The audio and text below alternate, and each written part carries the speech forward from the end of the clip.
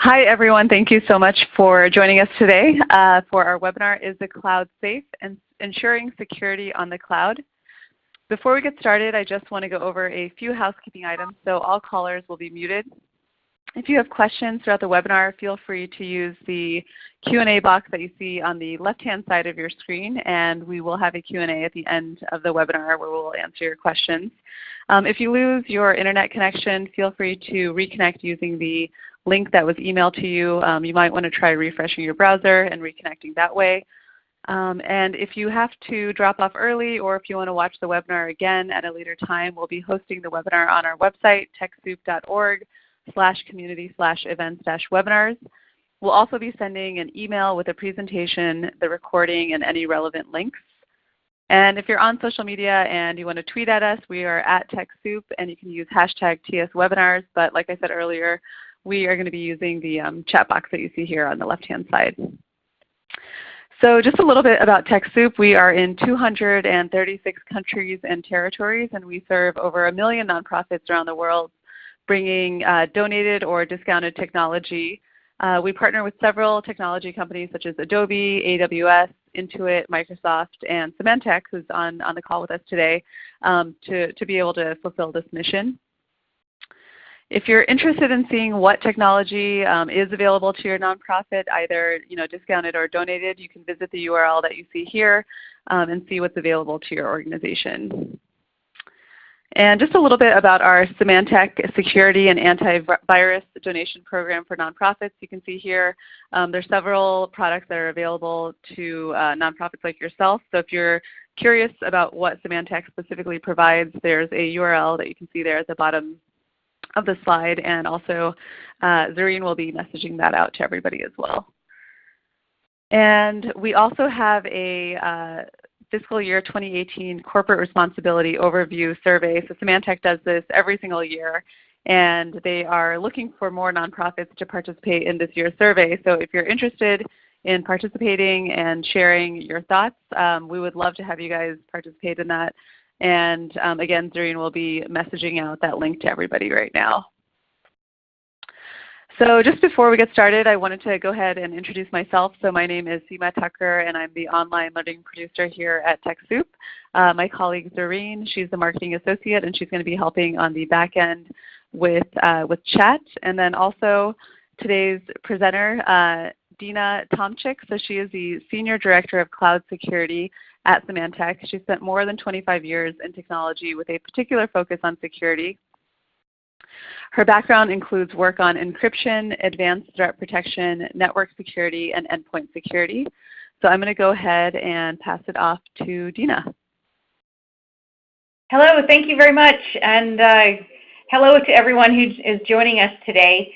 I think the cloud's a really interesting topic. A couple of years ago, I switched my area of focus over to cloud and how we can be secure in our use with cloud apps, because, well, that's really the wave of the future, and it's ever so convenient to use all of those cloud services that are available out there. So today I want to talk about cloud security, but I also don't want to scare you guys because the cloud is awesome, and the fact that you can get cloud apps and services to solve your problems is really an amazing gift to all of us today. And across the board, no matter what kind of an organization you are, or a collection of volunteers, or even just us ourselves as individuals, cloud apps are really becoming an essential, significant, and central part of our lives. And it's for really good reason. They're really cost effective. In a lot of cases, they're free, or they're certainly much less expensive than buying the old school method of getting apps and services. You can use them from anywhere. You don't have to be carting around your own hardware because you've got remote access. If you have a problem, you can solve it pretty much immediately. It's fast and it's easy. And they're really optimized for collaboration. So it's a way to improve your own productivity and to be able to collaborate and work together in order to do and achieve bigger things. And I think for all of us who are interested in the nonprofit world and in doing better for our communities, this is a huge advantage.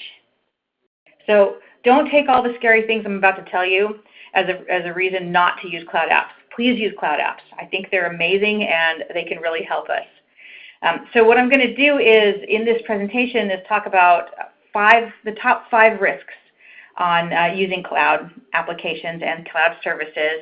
And I don't want to do this to scare you. I want to do this just to educate you so that you know what to look for, and I will give you some advice along the way on how to mitigate the risk associated with them. So of these 5, one, it's, these are cloud apps you don't know anything about. They're really unknown. You don't have any oversight for them. Number 2 is around confidential data. Number 3, what do you do if you have risky employees or volunteers? Number 4, how do you protect yourself against bad actors and malware? And then number 5, what happens if a cloud service is compromised? How do you deal with that? In today's world, this is sort of the situation that any business or organization is dealing with. There are literally thousands of cloud applications out there. They're all over the place. They do lots of different things, and they're incredibly easy to adopt and to use. And our employees or our volunteers or our partners or our donors or whoever, they've got all sorts of endpoints. And as you're trying to achieve your goals as an organization, you've got some equipment that maybe you buy and you manage yourself, and you know what they're doing. But then you've got tons of people who are using, and yourselves probably as well, a variety of endpoints. You're using your personal mobile phone and maybe your computer at home and maybe a public computer, publicly accessible computer somewhere because you're traveling. There's any number of things that you could be doing, and you are accessing these cloud applications from all over the place. It's not like you go into an office these days and you just work on a system that sits in the office, and it's pretty well protected by your physical and your digital perimeter for your office location. These days, it's all out there in the cloud. Anyone can access these cloud apps if they have the right credentials, and so you need to put some protections in place. There's a couple of things that are to particularly think about when using cloud apps. One is what we call the shadow data problem. One of the reasons we use these applications is in order to process and collaborate with data. So we share documents, we share information, we have databases, we have all sorts of stuff that we keep in these cloud apps in order to do what it is that we do all the time, and in order to more easily share that information with others. But a lot of this information is sensitive. And maybe should not be shared quite as broadly, or should be shared only in a very careful manner. So our statistics and our research has shown that on average 20% of documents in the cloud are broadly shared. And by broadly shared, I mean they are shared open to anyone in an organization, or they are shared with some entity that's external to your organization, or they have a publicly accessible link associated with them, which means that anybody who finds that link can use it to look at your data. So that's something to keep in mind. And then finally, compromised accounts. These accounts have value associated with them, and they have logins that are facing the internet, and bad actors are going after them. So they're trying to get into your accounts. They want your data, or they want to use your services for their own purposes. There's malware out there that's looking for credentials in order to get into cloud accounts, or malware that's looking to find a way into a cloud account along with a user who happens to be infected. There's a number of things there. So the bad guys are looking at these things as a new opportunity. You're taking advantage of them as a great way to collaborate and share data, but data needs to be protected, so what do you do? Well, first of all, you can't assume that your cloud service provider is going to do it for you. There's really good stuff when it comes to the security you get by using cloud apps versus the old way of doing it, but there's also some things that are issues that need to be solved. So number one, the great thing about using a cloud service or cloud app for solving a problem is all of you can assume that the back end infrastructure and all of that kind of security is getting looked after and locked down by your cloud service provider. This is, of course, assuming that you're using a highly credible cloud service that's going to do the due diligence here. And this is consistent across the major cloud app providers. They will do that back end. They will look after their infrastructure, they'll update their software, they'll fix vulnerabilities as they're discovered, they will do that due diligence. But in your cloud accounts, in these apps, what comes in through the front door, that's what you choose to put into the cloud, how you choose to manage it, and what comes in through a legitimate credential login from someone using your cloud accounts. That's all on you as an organization. So you have to manage and you have to police that in your own organization. That's not the responsibility of your cloud service provider. So for example, your entire donor list goes up into a cloud file sharing app and accidentally gets left open to the public.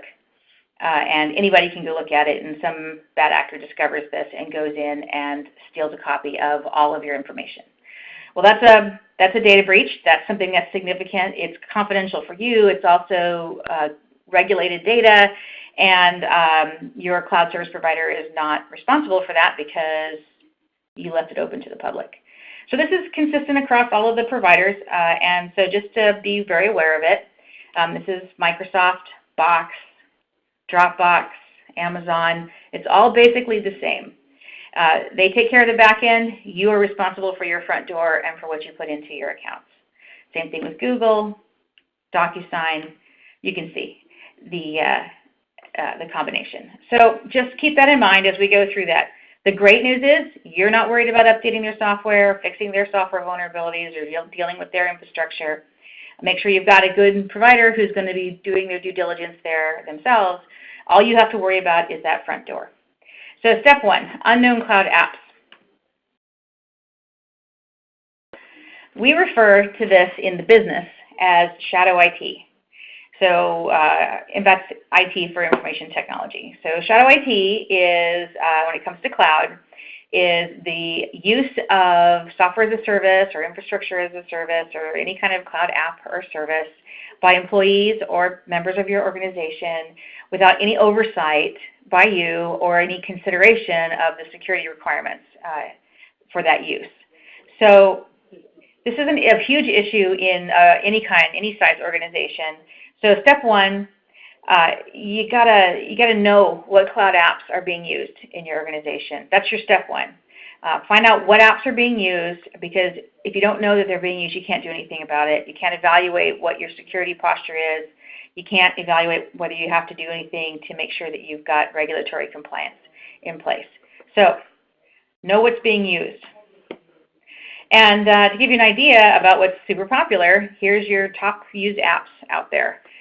From a collaboration perspective, as you can see, Office 365 tops the list, followed by G Suite, Box, Dropbox. These are all your big file sharing apps, and I think that would be pretty clear that's a popular platforms to use. Evernote was really popular last year. All these statistics are from our evaluations of what was being done last year. On a business enablement side, in the business world, Salesforce hits the top of the list, and followed by ServiceNow. So these are really, really popular for the business world. And then on the consumer side, I don't know about you, but Facebook definitely is my most used consumer app. I'm addicted to that stuff, and every day when I open it up, I think, okay, I'm going to spend less time on Facebook, but I love it. I really do. And there's so much going on in the consumer world and so much value that you can get as a nonprofit out of the resources that come from all these great consumer apps. And most of them are free to use or almost free to use. So those are very cool platforms. And in these top lists of the most highly used apps, it's pretty safe to assume that that cloud service provider is doing a pretty good job on protecting their back end and protecting their infrastructure. That doesn't mean they don't get breached. That doesn't mean that they don't end up with vulnerabilities. That happens to everybody. And with these guys who are so well known, they get lots of press on it, and they do the work to fix it. So if there is a problem, you can be pretty certain that you're going to hear about it, and you can mitigate the effects if they do affect you. So one of the things that you should make sure that you're clear on and talk to all your people about this so that they understand what is a cloud app. So what do we mean by a cloud app? Some of them are easy to think. Okay, it's Facebook. Oh, it's Office 365. It's from a services perspective, it's Amazon Web Services. But a lot of people don't realize just how extensive what you can define a cloud app to be, what it can be. So first of all, your email and messaging apps probably are cloud apps these days. That's pretty common. So if your people are using Gmail, or they're using, if you're using Exchange Online, or you're using Slack, or you're using some form of chat service, these are cloud apps. File sharing is kind of the no-brainer. There's the online databases and all these Office apps. Social media, definitely cloud apps. But here's something that gets used a lot that most people don't think of: a file format conversion service. So say you've got a PDF and you need to convert it into a doc file, or vice versa, and you don't have an obvious way to do that. So you go out into the cloud and you find a PDF conversion tool, and you go there and you upload your file and you convert it to the format you need, and you download it, and on you go with doing your business. Well, that file format conversion service is a cloud app, and you just put all the data that was in that document up into that cloud app. Was that a good idea? Don't know. What was that cloud app, and who runs it, and maybe you just want to know a little bit about it. Something that does content analysis. Here's something that you do that I've done before. I'm writing a script for something, and I have a limited time. Like, I know it's going to be recorded, and it can only be so long. There are services out there in the cloud where you can go, how long is this script going to take? And you upload your content, it analyzes it, and it tells you that's a 5-minute script, or that's a 3-minute script. And great, you know how long it's going to take to present it. But once again, you've put all your content up into a cloud app, who's now looked at your content and now has it. It's giving you a service, but is that a good place for you to go to do that? Maybe it's fine, maybe it's not. Good to know so that you can make those decisions. So with that in mind, here's what I'm telling you. You're using more cloud apps than you think you are, and your people are using more cloud apps than they realize they are, and by a lot in most cases. So education is key to understand what's a cloud app, what are the things to think about when you choose to use them, and then just so you're aware, you're going to be discovering that you use a lot more than you think. And so just be aware of that. The bigger the organization, the bigger this problem is, by a long shot. So I know that most nonprofits are pretty nimble, and it's one of those things where everyone can talk to everybody and you can figure it out. But when you've got an organization that's 1,000 people or more, this becomes a lot more challenging. All right. I need to get my my slide going forward here.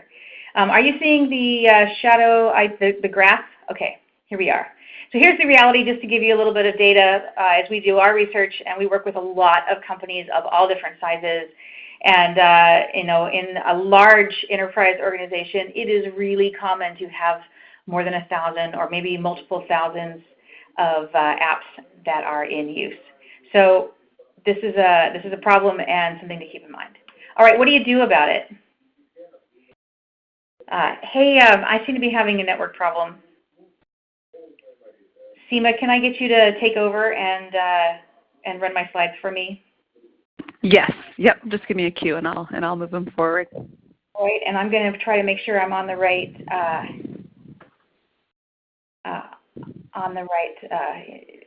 slide for you. So just give me just a second to recover from this, and we'll be okay. We can keep going.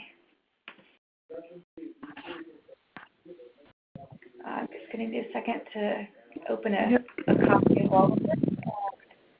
Thank you, everyone, for hanging on as I talk through that. The beauty about technology is it's really great and awesome, and we get used to having it. And then when for some reason it doesn't work, suddenly we're like, whoa, what do we do? That's not working for. All right. So I think the slide they see right now is the Shadow IT What to Do. Okay. All right. I'm back with you again. All right. So what do you do about this? Well, identify it and do your evaluation. So number one, talk to your users, talk to everybody who does stuff for you, and keep talking to them. So don't just talk to them once about what apps you're using. This is what a cloud app is. This is what you should do. Make it a regular conversation. Keep tapping back in so that it's something that's kind of top of mind. And when you talk to them, you got to educate them on how to avoid exposing the organization to the risks. And we're going to get more into those risks as we go into this presentation. And then if you can, if you're a big enough organization that you can use technology, there's technology available to help you do this as well. At the end of the day, what you want to do once you talk to your users and you discover what they're using is make smart cloud app choices. So think about what's the right choice. Think about it from a regulatory perspective, and then you can go forward. So here's some simple ones. Select only the apps that really meet what you think are some basic security requirements. And at a bare minimum, I would say they need to use HTTPS or SSL when you're in a session with them to protect your data. You should make sure your people are using strong passwords when they're creating their accounts. And if you have an app that offers a multi-factor authentication for logins, that's the one where you go to log in and it sends you a code in your email or on your phone or something, and then you have to enter that code at that time in order to actually finish your login. That's what I mean by multi-factor authentication. Take advantage of it. Most of the major platforms offer it today as just part of their service, and that's a great way to stop bad guys from getting into your accounts. All right, so then I'm going to let's go into risk number 2, confidential data.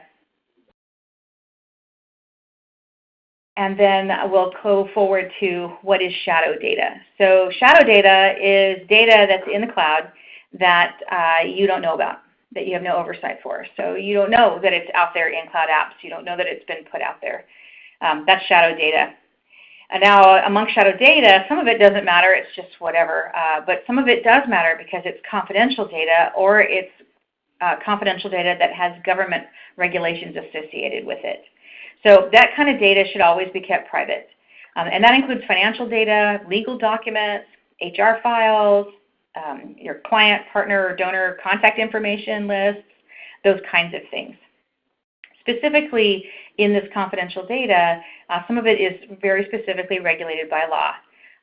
So here's 3 really key examples. Number 1, big one on the list, is personally identifiable information. So here in the States, we refer to it a lot as PII. The new privacy regulations in the EU, the Global Data Privacy Regulation that just started to be enforced this year, very strongly centered around this type of information. So that's any kind of data that can be tracked back to a person and can be used to identify an individual. So from telephone numbers and addresses and names and to descriptors of the person to any other kinds of data that can be obviously tracked back to a specific individual. That's all protected data. You need to make sure you keep that private. And then in the healthcare world, there's specific rules around healthcare information that's personal, that's protected. By the way, I said personal healthcare information. PHI actually stands for protected healthcare information, but that way you can remember it as being personal. And then finally, in the payment card industry, there's a whole thing around payment card information that has to be protected. So these are all things you really want to keep an eye on. Make sure all your people are really clear. Anything that falls into this category of data has to be kept private. They need to do their due diligence about how they use the cloud and put this kind of data out there into the cloud. In the world of security, we're always looking at what's happening, and here's what we see is of the PII or PCI data that's out there in the cloud, we see 26% of PII data and 17% of PCI data gets broadly shared. So that means it's totally open in an organization for anybody in the organization to look at, or it's shared with an external entity, or it's got a publicly accessible link associated with it. So this happens all the time in lots of organizations, so just constant diligence, keeping an eye out, making sure your people are educated and they know not to share this. It's an even bigger issue in email. People send stuff around in email as email attachments or in email content pretty freely, and that's not really a safe way to do it either. So we find that there's lots of issues here. So it's one thing, okay, I'm sending a thing out, here's my donor list and information to someone else who I'm working with directly. And then they send it out to somebody else, and maybe they send it out to a distribution list of people, and then somebody else, sends it out. It just proliferates. Or even something quite simple as you've sent out a big copy all kind of email asking a question. somebody replies to that email and attaches a file that has this kind of data in it, but they accidentally hit reply all instead of just reply to you, and suddenly everybody has it. So these are just simple mistakes that can be made around that data, stuff to be aware of and to encourage your people not to do. All right, so I'm on avoid easy file sharing mistakes. That's my slide now. Okay, perfect. We're on that. We're on it? Okay, great. So here's how it works, and it's so easy to do. I mean, even security professionals do this by accident. In the case of file sharing, so let's consider a platform like Dropbox. I know that's a really popular one, or Box for file sharing. And it's so convenient for collaborating and sharing files and all staying up to date on the same version of the file, that kind of thing. But here's the problem. The beauty of that easy collaboration is also the security challenge, because say Alice has a file, Alice shares a file with Bob. Here's a bunch of information that's really important, but it's got sensitive and confidential data in it. Bob gets that file, is working on it. Bob shares that file with others because Bob's trying to solve problems and collaborate as well. And those others share with others, and so on, right? A friend, I tell a friend and they tell a friend, and that's how it grows in the classic form. And that can happen within a particular platform, like Box or Dropbox, or because there's so many cloud choices, it can jump into other platforms that then get shared around. So that's one thing that's really challenging. And then the other thing, if you look at this weird language that I have on the slide, no account could be found for, say Bob's trying to share with Billy, but he gets a message that says, no account could be found for Billy at gmail.com. Would you like to share this file as a link? Bob's like, yeah, I'll just get a link to this file and I'll email it to Billy, and or I'll send the link to Billy, and Billy can access the file and we can keep solving the problems that we have. Here's the problem. Every time you do something like this, you see a message like this, that link that you're creating is a publicly accessible link. So Billy gets that link and can access it, but anybody else who finds that link can access it as well. And it doesn't take having the link in an email sent directly to you to have that link. There are crawlers, there are ways to go looking for links that exist out there in the wild on the internet, and bad actors do that in order to find access into data. So don't do that. Teach your users not to do that either. Let's go on to the next slide. All right, this is the end of my shadow data section. What do you do? Number one, again, educate your users.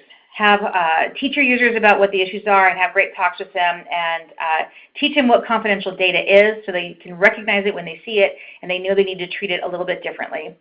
And then teach them about what actions create data exposure. So things like that link in file sharing, or putting that confidential data through a file conversion app somewhere that we know nothing about, these kinds of things, or doing a reply all and attaching it into an email. These are all actions that you should get your people comfortable knowing that they should avoid them when it's confidential data that's involved.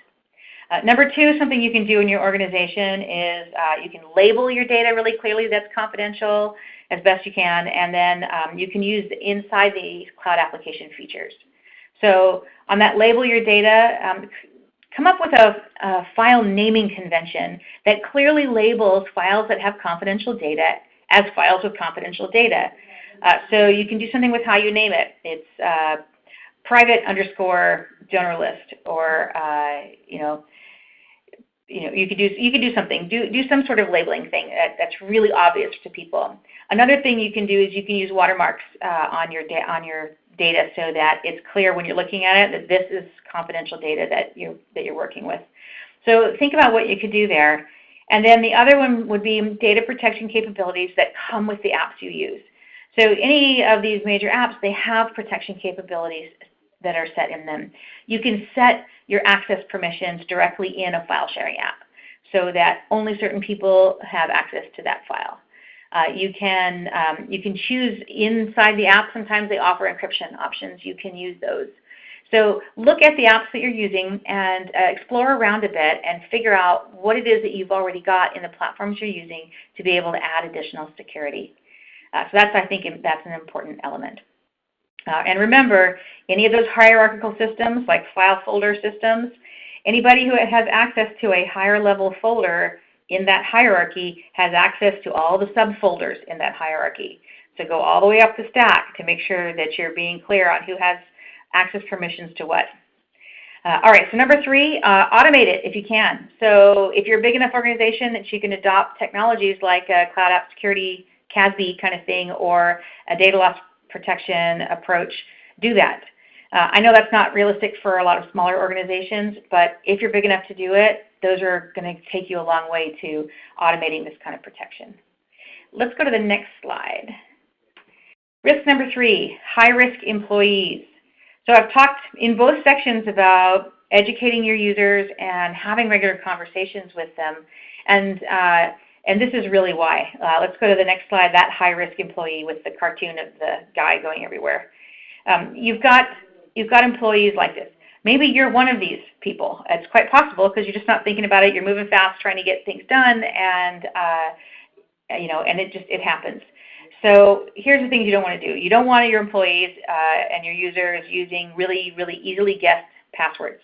Certainly don't want anything to be called password or 12345, or an employee who uses their spouse's name or their dog's name or their birthday for their password. Just don't.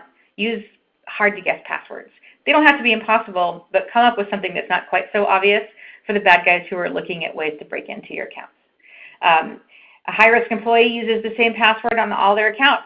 I know it's really hard to keep track of different passwords, but there's some great password management systems out there you can do, or come up with a way to not be using the same password on their Facebook as they're using on your sensitive data containing accounts.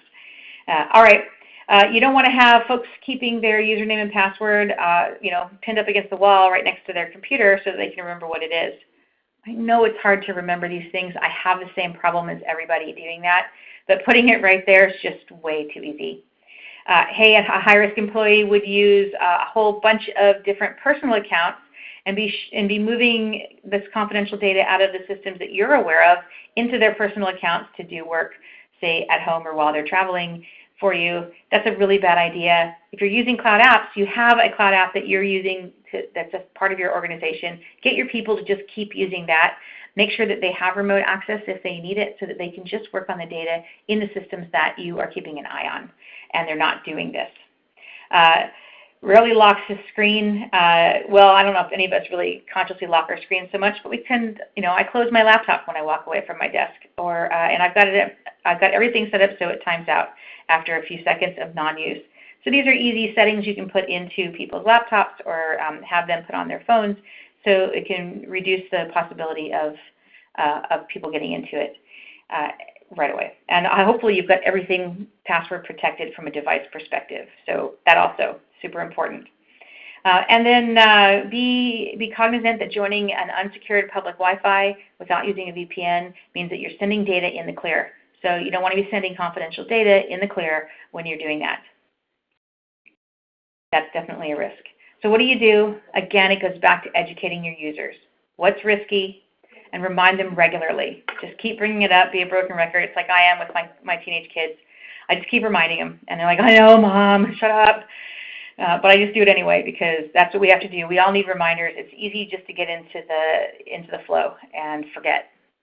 And then if you have the ability to use technology to prevent data exposures or control access sharing or other kinds of risky actions, take advantage of them.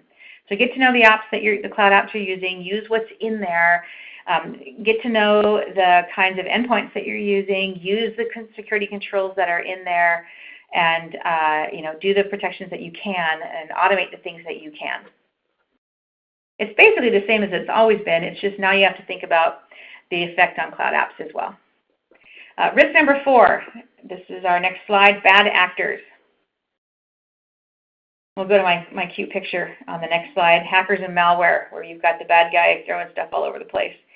It could be a person who's trying to do something bad actively, but often it's a script. It's a piece of malware that's going out trying to break into cloud accounts, trying to find public links, trying to infect endpoints, and then steal login credentials and do all the things they do.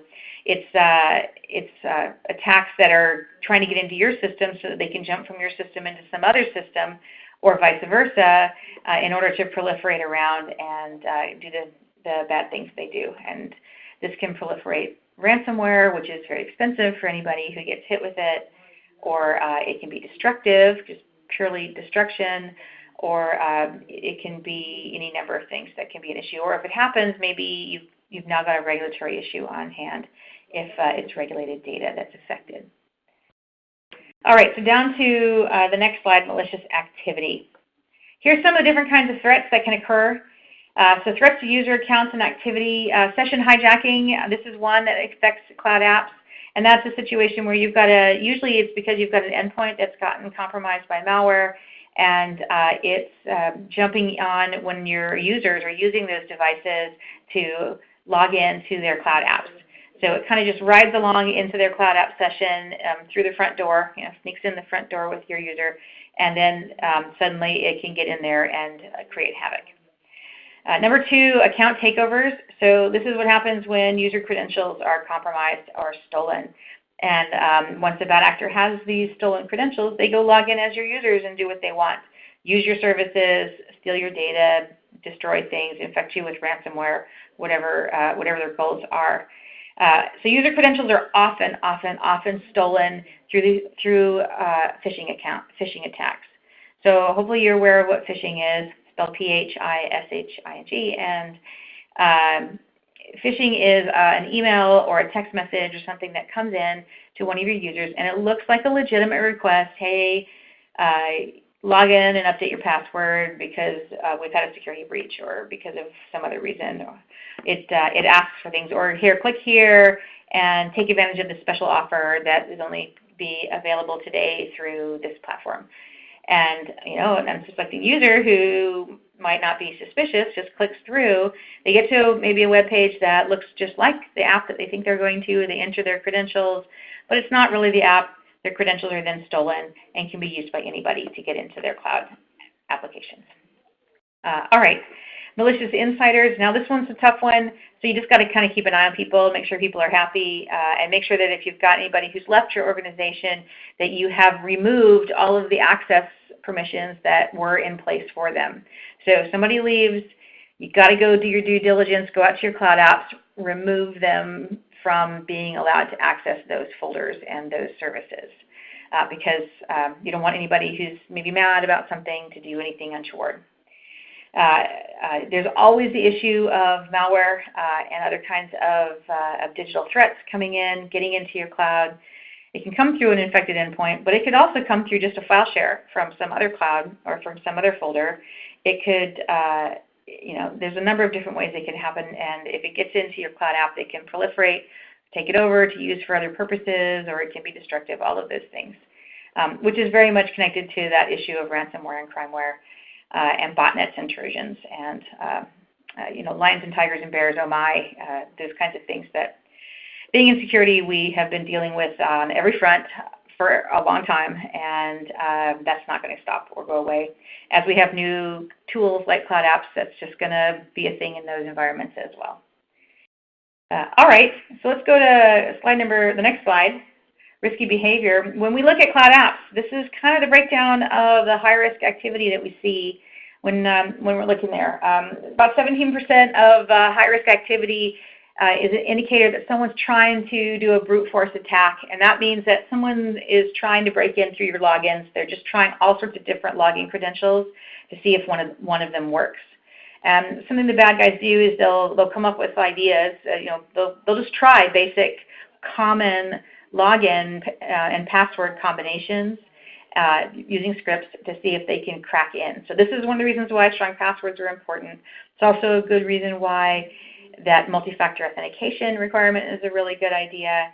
And also if you don't want to have the same password for everything, because if one password for one service gets compromised, then every other service that you use that same password for is also potentially compromised. So, and the attackers know that, and that's why if there is a stolen credential, they just try it against everything to see if they can maybe break in. All right, so number 6 is that destructive thing. Something gets in there and just starts deleting everything in your system. and and then finally, there are sometimes indicators about attempts to hack into user cloud accounts. So these are things like phishing and other kinds of things trying to tease out your credentials, forgotten password attempts, different kinds of things. But the dominant one, the overwhelming behavior that we see in Cloud App is that attempt to exfiltrate confidential data. So because that's the treasure trove of data is out there in those Cloud Apps, that's where the bad guys really concentrate a lot of their efforts, is trying to get data out. So if the account is taken over, if malware gets into the account, like any different kind of ways that can be done, they're trying to pull that confidential data out. So that's why you really have to look at what data is up there, how are you controlling access. That's the treasure in the cloud. Let's move on to the next slide. Bad actors, what to do. Okay, well, here you go. Number one, you're probably already doing this. Protect your endpoints against malware. Just don't let try to prevent your endpoints from getting infected so that an infection doesn't affect your use of cloud. And number two, use strong passwords. I know it's annoying and it's hard to remember, but it really is valuable to be good about your password etiquette. And then number three, take advantage of that multi-factor authentication everywhere that you can. Consider even getting an MFA or a single sign-on kind of solution. There's some really easy to use ones out there that are available, because it's so easy to do as a user. It really doesn't add that much to your login experience, and it adds a huge amount of additional protection for your cloud accounts. That's about that technology. So yeah, number two, just in general, see what you've got available to you in technology that can help automate your threat protection in your cloud accounts. If it comes with the app, that's great. If it's a third party, something that maybe someone like us can help you out with, please take advantage of that. These are typically a lot cheaper than trying to deal with cleaning up a big disaster of an infection that has just run crazy through your systems. So bad actors. Okay, let's go to the next one. Risk number 5. This is my final risk. Compromised cloud services. Well, there's not a lot you can do to protect a cloud service from being compromised, but you can do something if your service that you're relying on becomes compromised. So just to give you a snapshot of what we see in the wild, all different kinds of apps are being attacked and are being tested all the time. And this is kind of the breakdown if you look at some of the more popular categories. And these are all things probably that you do, that you take advantage of. You use hosted email. You use file sharing and the productivity suites like Office 365 or G Suite. You probably use instant messaging, some sort of platform for chat with someone. You use social networks, and most of us do some online shopping. That's less about the work, more about the personal life, at least for me it is. But all of these areas are being targeted, and you see articles every day about breaches that occur in these different kinds of apps. All right, so what do? You don't own the back end of the app. You can't, what can you do? Well, number one, just watch the news. Watch the news for cloud app breaches. Because at least if it's a well-known cloud application, it's probably going to be all over the news if it gets compromised. We've certainly seen many, many articles about the millions of accounts that have been exposed through various problems in some of our very favorite cloud services. So if your cloud service that you've been using hits the news, it's got an app or it's got a vulnerability, or in some cases they'll send you an email or a notification if they think your data may have been compromised. So keep an eye out for those as well if that happens. So if you see that that's happened, here's what I recommend you do. Number one, get all your people to change all their passwords for that app. Just do it right away. And then take a look at what you've got in that application. Do you have any data that might be problematic if it was exposed? And what's the likelihood that it was exposed? Do the best you can to try to suss that out. If you have had confidential data out there that was in one of these big breaches, and it belongs to your clients or some of the folks that you work with, your partners or whatever, especially if in a lot of cases this is actually required if it's regulated data, you need to notify them that their data may have been exposed in the breach. So that's something that's a requirement for you. And then at the end of the day, really think about how do you feel about that experience, and do you still want to use that cloud app? The answer might be yes, I'm going to keep using it. I'm just going to clean up from this and we're going to move on, just like lots of people do. Or the answer might be, I'm not very happy about how they handled it. I'm going to switch over to a different provider. But that's just a thought process that you should definitely go through when you're in that situation. And let's go down to the next slide. This is my last one here. I hope I haven't scared you off from the cloud, because cloud apps are great. And you can safely use them, and in some ways they're safer than the old way of using applications. Because, and they have all these great benefits. They're so cost effective, and you can use them from anywhere, and you can get them up and running right away. And they're great for productivity, and they're fantastic for collaboration. But follow some due diligence and just try to stay alert and aware of what the possible risks are, so you can stay ahead of it, and you can clean it up afterwards if there is a potential issue that does occur. So, number one, educate your users and remind them regularly about all of these things. Use strong passwords and that multi-factor authentication if you can. Label and be careful with your confidential data. Try to know where it is and how it's being used. Watch the news. Look for news notifications of apps being breached in case one of them is yours, is one that you use. Take advantage of the security functionality that comes with the cloud apps that you're using, because there's more and more being added into those environments. Make sure you've got security on your endpoints, because you don't want bad stuff coming in through the device that's used to connect to your cloud apps. And I threw this last one in. If you're a bigger organization, the Cloud Access Security Broker called CASB is the cloud app security approach that's in the market today. For a big enough organization, this is a way to really tackle all of those things, where you get the visibility, you get data protection, and you get threat protection for your use of cloud apps all in one. And that's my advice to all of you. We have a few minutes for some questions, so Seema, if you want to throw a few at me, I'm here to answer. All right, thank you, Dina. So if you guys have questions, feel free to use the chat box. We have a couple that have come in already, so we're a little limited on time, so I'm going to go ahead and start the Q&A. So Dina, how does my organization know if people are downloading and using shadow applications? Well, if you can look at, depending on how big your organization is. Some of it you're going to need to just talk to your people, but if you have some technology at hand, you can look at examine logs. You can look at firewall logs and secure web gateway logs in order to identify if different kinds of applications have been used. This is another part of that CASB technology that I work on all the time. It looks at these kinds of logs, and including endpoint activity logs, to try to identify what apps are there and what the issues are associated with them. If you don't have technology like that, then you really probably need to rely more on that conversation approach. Gotcha. Okay. We have another question from Drake. Are Google Docs considered cloud apps? Yes. Google Docs are definitely cloud apps. Okay, perfect. And then in terms of password generation and password tools, are there any that you personally recommend? There's lots of them out there. I think that depending on what you use, and you may even have something like, for example, if any of you are Norton users from us, I believe that there's a password capability within your Norton that you can take advantage of. So you may already have something in your security platform that you're currently using.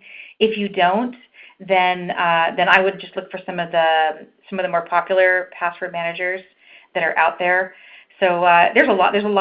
CNET is constantly reviewing these, or other kinds of review sites to give you some ideas. They're not usually free, but they're not expensive either. Okay, got it. Okay, and then we have one more question. So in terms of a smaller organization or larger organization, would you say that they are equally at risk, or do you feel like smaller organizations might be as much of a target as a larger organization? Well, it depends on the risk is my answer. So there's certain types of risks that are just opportunistic. They're just out there looking for any possible target that might be on the hook. That's kind of that broad approach. So it doesn't matter if you're a small organization or a large organization. In that case, you're equally at risk.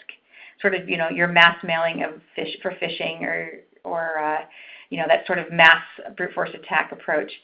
Those things are indiscriminate. And in those cases, the smaller organizations are a little more vulnerable because they don't usually have the same level of automated security in place. However, if you're, the larger your organization, the more visible your organization. Sometimes that visibility and size don't always match up, but the more visible and known your organization is, the more likely you're going to be chosen for a targeted attack that's going after you directly. And in that case, yeah, that's an attack that you're getting because you're known to be who you are, and that does up your risk level. But you can't assume that you can get security by obscurity, because there's plenty of approaches that they don't care who you are. They're just going out there seeing whatever they can compromise. Got it. Okay. All right. We have one more question that actually just came in. If you use an open Wi-Fi, does that mean all of your data is theoretically accessible by quote-unquote bad actors? Yeah, if your data is not protected. So if you're sending data in the clear through an open Wi-Fi with no security on it, then somebody could intercept that data stream, and they can look at your data. They can sniff it, and they can look at your data. There's a number of ways you can protect that. One would be if the Wi-Fi has some security associated with it, then only those who can get through that Wi-Fi security are going to be able to get into that that environment. The best thing to do is make sure that the activity that you're doing is protected. So if you're doing a lot of remote work in your organization, use a VPN service and have everybody log in and do their work using that VPN service. There's a number of them that are available to you.